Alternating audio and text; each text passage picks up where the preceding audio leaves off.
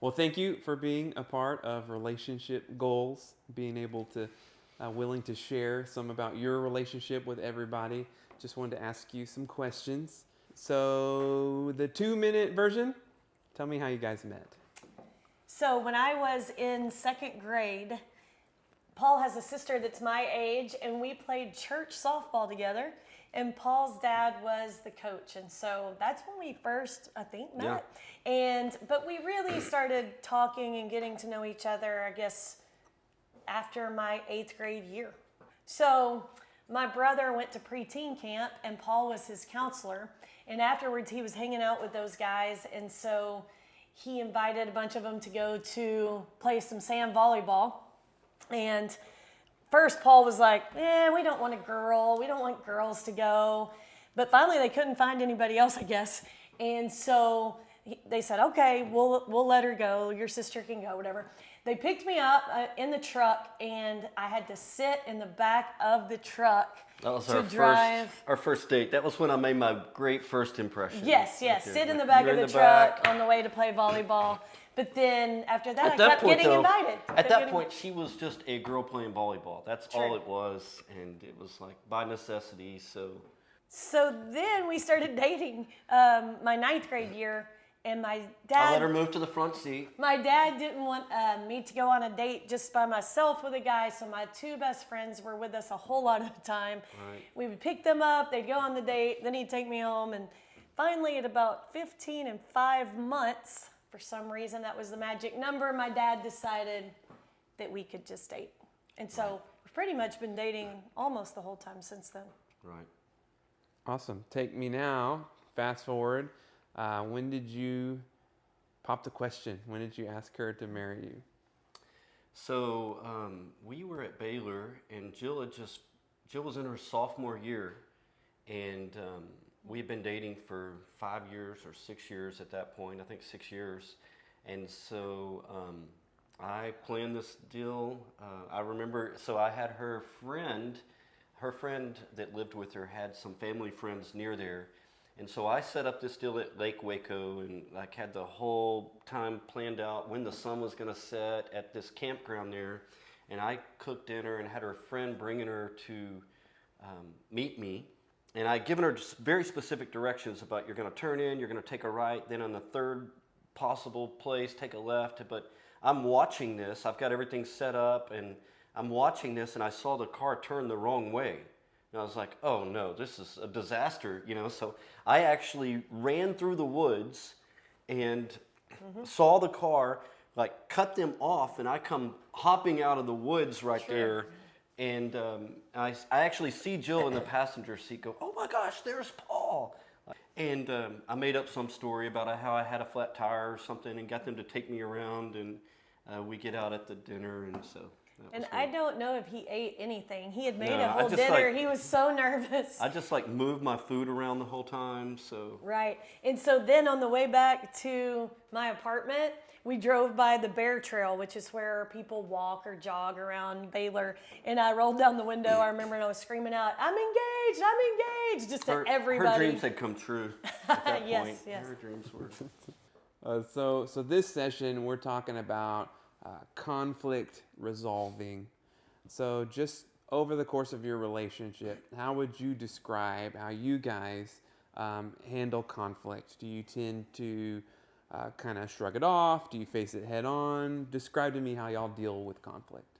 Well, I'm always right, and so I would say some of both. Would you agree with that? That sometimes we shrug it off through the years, and sometimes it's head on. I think probably generally more head on. I think so too, because we're both just pretty intense, competitive personalities, so it's not easy to just be like, yeah, forget about that. We both want to Right. take care of it, I think, and deal with it then, basically. What are some practical techniques that maybe you use when you are in the middle of a conflict or you find yourselves at a conflict to kind of resolve that conflict? Well, I think, a few things that we've tried to make priorities in that, and we haven't always done perfect at any of these, but the first one is that we We don't fight in public. Like I can't remember a time where we really, and I see that sometimes, and I'm like, oh God, that just adds so much tension to it in my mind. There's already enough stuff to deal with our own personalities, but if we have to be in front of other people, and then you're concerned about image management along with the conflict, that adds a lot of difficulty to it for sure.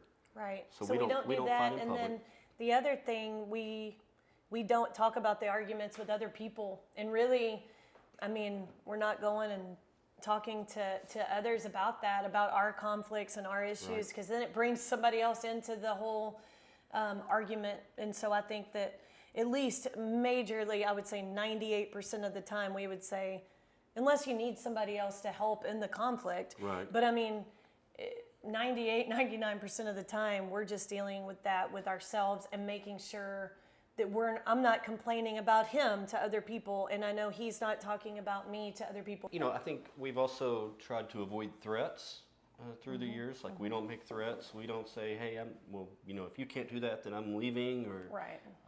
Those have just been off bounds to us through the years. And I think what we've had to learn, probably the one that we've had to work on the most and try to figure out, it took us a while to figure this out, but to try to help the other person win, to try to recognize that, hey, we're on the same team in that. And again, we're both super competitive, so sometimes that's really difficult because you get into the argument and it becomes all about, hey, now I have something to win here. I'm just about trying to win this, and I think there have probably been times that we were so busy trying to win, and we looked up and was like, what are we even arguing about? Because it's no longer about the issue, it's just about trying to win. And one of the things that really helped us along the way is realizing, and probably even more for me than for Jill, but realizing, hey, if we don't win, I don't win. There's no me winning, you losing. If you're not winning, then I'm not winning. And so that really helps I think that really helps to frame the argument and to frame the discussion around, okay, we're trying to get to a place here where we both win. So it sounds like even in the midst of conflict, it's a high priority for you to honor each other, even when you're at odds. Talk me through a little bit about that, because that seems like something couples could struggle with, of in the midst of an argument, I don't really want to honor him, or I don't really want to honor her. And it sounds like you have both made that a priority. So how do you stick to that mindset, even if maybe you're frustrated? Well, I think that we're not going to, we don't call each other names. We're not cussing each other out, which is easy to turn to or to try to say, there are one or two things you could say that would really hurt the other person. We're not just going to those things to try to be hurtful. I really think that some of those things, we're trying to just deal with that issue and not make it just an emotional, crazy, bring up everything that's happened in the last 30 years for us, that kind of thing, and really trying to deal with what's going on right then. Yeah, and I think, there's so many people that get into conflicts, and we've done this, so I'm not trying to say that we've never crossed this line, but where it becomes dangerous is when you don't really know how to make your point, or you can't get the person to understand your side, that you go to what will cause them pain. And I'm trying to get you to hear me, and so I want to go for the jugular here. I'm going to go to something that will hurt, and maybe then you'll hear me, rather than trying to understand, hey, we're just coming at this from two different perspectives. And so I think one of the ways that we've tried to honor each other is to take those things off the table, to go, okay, let's not make this personal. Let's not try to, you don't have to insult me in this, or, I don't need to insult you in this. We can talk about the issue, and let this just be about the issue. Let this be about understanding each other's perspective a little better. Yeah, that's good. So frequent arguments has been cited as one of the top reasons for divorce. How do you think relationships are getting to that level, to that breaking point, and how do you think that can be prevented? Well, I think that it's not really the argument. It's not an argument that leads people to divorce. It's how you feel in the argument that leads people to divorce. It's, am I feeling belittled? Am I feeling heard? Am I feeling like I'm valued in this? And when the argument crosses over to the place where, you know, I'm going to belittle you, I'm going to bring you down a couple of notches so that I can feel better about me. That's the kind of feeling that leads people to divorce. I don't think it's so much the argument. Right. And I mean, I know for me, that's what I want to feel if there's some kind of argument, is that he's listening, that he is trying to understand my side and my point of view, and that he's maybe not, because if we just get in some kind of debate, Paul's going to win. He's great at arguing. I mean, he's great at... It's a gift. It's a yes. really big But I mean, gift. debating things and arguing and making points, and I'm just not going to win in that. So that's how this all started, with one time me saying, this whole idea of both of us winning is me saying, fine, we'll do whatever you want. You're going to win. Let's just do that. Yeah. And then him coming back and saying, that's not what I want. It's not that I have to win and you lose. We both need to win. That's how that came about. Yeah, and so I honestly- think that we've really taken off Yeah. with that from Honestly, that point in on. that moment, it was really sobering, and it was like when Jill said out of frustration, like, "Fine, let's just do it." And it was a big, major decision, and so let's just do it. You're going to get your way anyway. You're going to win anyway. And when she said that, it really was like somebody just took a basketball and hit me right in the face with it. It was like, whoa! It wasn't like I came back a couple of days later. It was like in that moment, I just was like, whoa, hold on a second. And I recognized that part of the problem in the argument was that I had communicated that I was just trying to win this argument. And she had heard, he just wants to win this argument, and so fine, I'm not gonna, I give up, you know?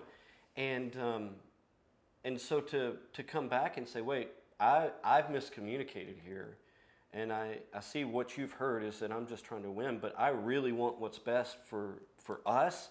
I want what's best for our kids in this.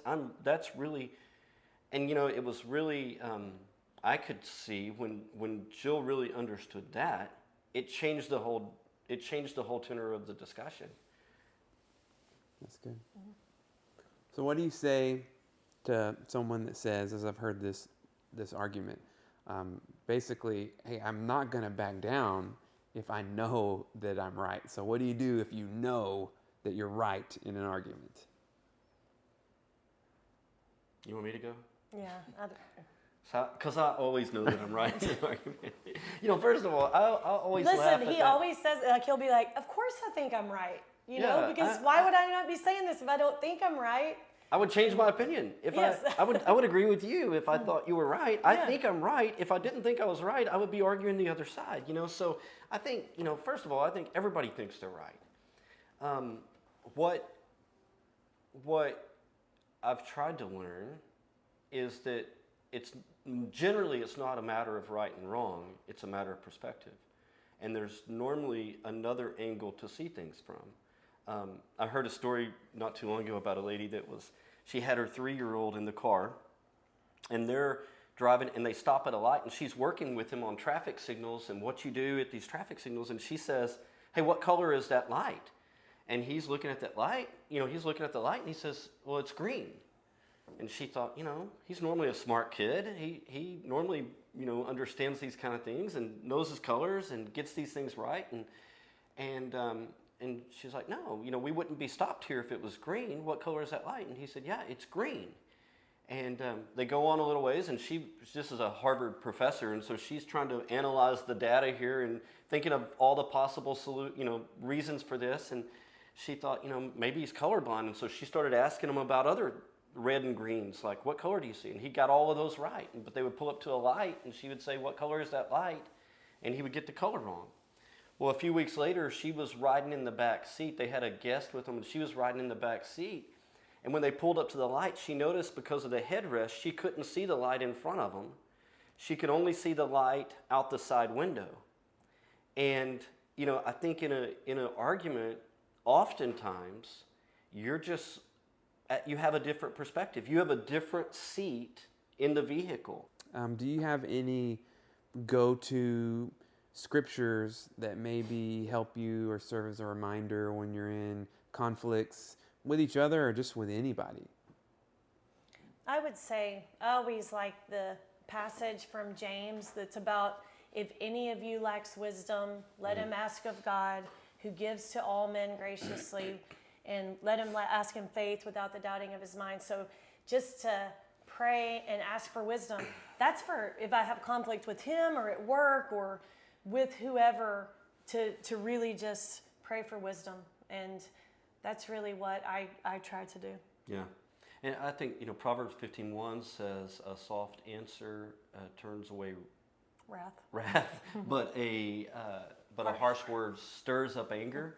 And, you know, I've known that to be true in our relationship, is that, you know, if one of us says something to the other one, even if we're wrong, even if we're just in a bad mood or just lost patience or just whatever, if the response is kind coming back, it helps so much to just slow everything down and make it easier. And, you know, that's not easy, but I know that verse to be true. I know that verse to be true. Mm-hmm. Ephesians chapter 4, I think it's verse 15, it says, speak the truth in love. I think that is such a great guiding principle that, you know, we need each other. We need each other to be truthful. I need Jill to say hard things to me. I just need her to do it in love. And the same thing is true, you know, vice versa. And I think generally, you know, I think couples sometimes avoid conflict, and that's a dangerous place to be too, because you can to get to the other side of the conflict where relationships really strengthened requires going through the tunnel of chaos, you know, and sometimes it requires, yeah, we're fixing to have to say some hard things and talk about some difficult things. And the only way to get to that other side is to go through that. But if you speak the truth in love, it makes it way more possible to get there in a healthy way. You know, and peace at all costs is no peace at all. So, yeah, that's good.